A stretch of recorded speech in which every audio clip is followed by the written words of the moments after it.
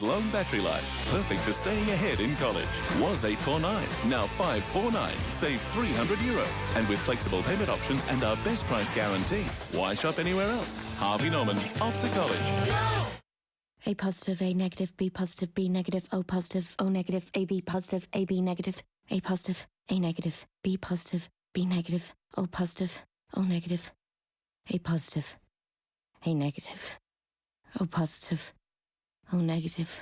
Ireland's supply of blood types is running critically low. So please, if you're a regular donor and we've texted you, call to make an appointment. Or if it's your first time, register now at giveblood.ie, because we count on you.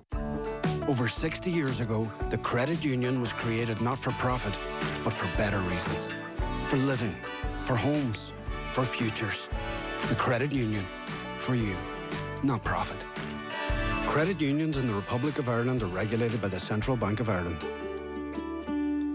Ireland, this is your broadband wake-up call. Over 275,000 people are waking up to Vodafone fibre broadband, now for just €25 a month. So stop snoozing on award-winning broadband. Switching is easy at Vodafone.ie. Subject to eligibility. Signing up to our €40 per month broadband package, €15 discount applied for first 6 months, an annual price increase of $3.50 each April. 24-month contract applies. For terms, see Vodafone.ie. League of Ireland football on Off the Ball, brought to you by the refreshingly alcohol-free Rockshore 00. Get the facts. Be drink aware. Visit drinkaware.ie. Shamrock Rovers still 2-1 up away to Santa Clara in the Azores, the team that finished 5th in the Portuguese League last season. 92 minutes on the clock there in the first leg. We'll let you know the full-time score as soon as we have it. Vinny Perth was at the other first leg this evening, where it's been a brilliant night for Shelbourne. 3-1 up against Linfield.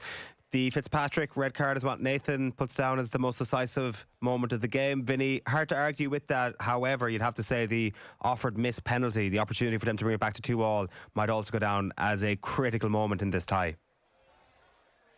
Yeah, and it feels like there was a lot of big moments. You know, the penalty missed from Meepo as well, and just so many things went on in this game that that's Nathan's job. That's what he's good at. He remembered most of them. I was struggling there because there were so many different things that went on in the middle of that game that I think the offered miss for me is probably in one sense the biggest moment, because I think that goes 2-2. Linfield just shut up shop, do nothing else, and it's a completely different context for Shelbourne, and they needed that little bit of luck. So what happened when he missed that penalty is all of a sudden Tolka Park came alive, the fans got behind him again and just sort of believed, and ultimately then Shelbourne were good enough to go and get that third goal, and it feels like they've created a big gap between the two teams now. So Linfield have to come out, and they're not that type of team that are going to sort of easily find it easy to come out and get at you. So certainly now Shelbourne are red hot favourites to qualify for this group stages. Another big storyline this evening is that of Meepo Odobeko, and we were talking about him before the game, Vinny,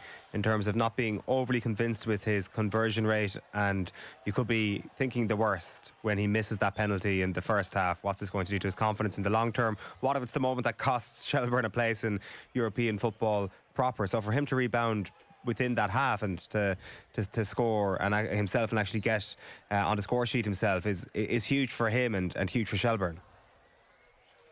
Yeah, he also won the penalty as well that Harvey Wood scored, and a big decision that was made there on the pitch. And it's sometimes, like, you know, I spent a lot of time on Off the Ball over the last couple of years, and or listening to whether it's our sport or other sports, and you talk about leaders and what leaders do on the pitch, and sometimes people think of Terry Butcher and that style of leader, and you know, but Harry Wood just went and made a decision himself, and it didn't seem to come from the bench. It may have done, but he just got rid of Meepo and said, this penalty's not for you tonight, I'm taking it.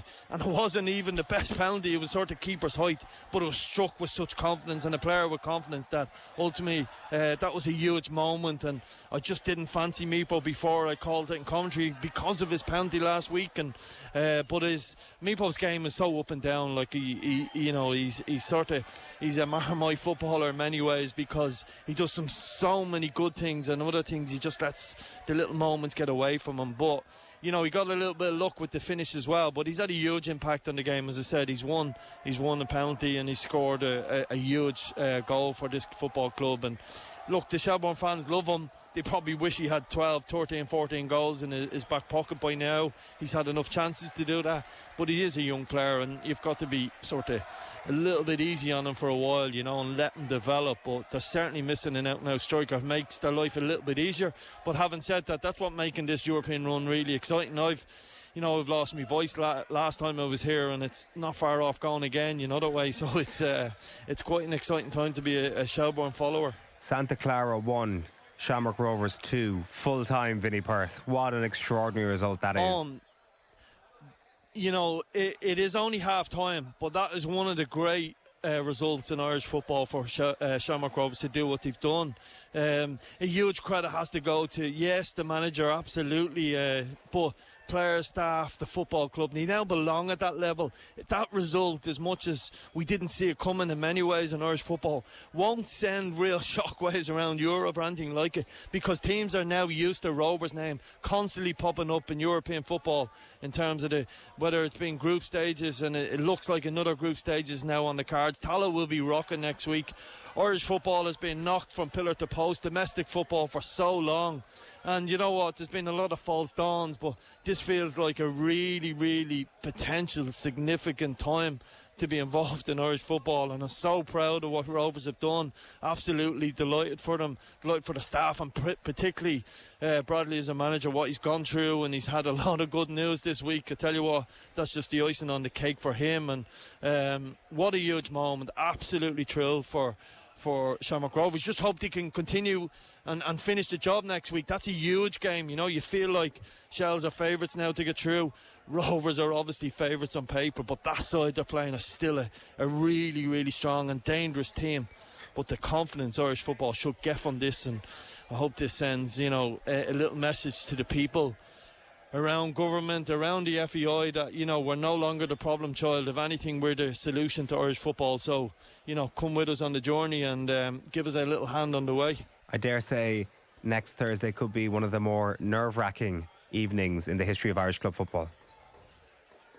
Yeah, you know what, it's difficult to know which is the right game to go to, which is the right venue to be in, which is like, is our Rovers over the line 2-1 away from home, coming back is Shelbourne because of the way they play. Is that game still on the knife edge? So look, you'd love to split yourself in two and be up in Belfast and Tala at the same time, but look, we're in the driving seat in both ties.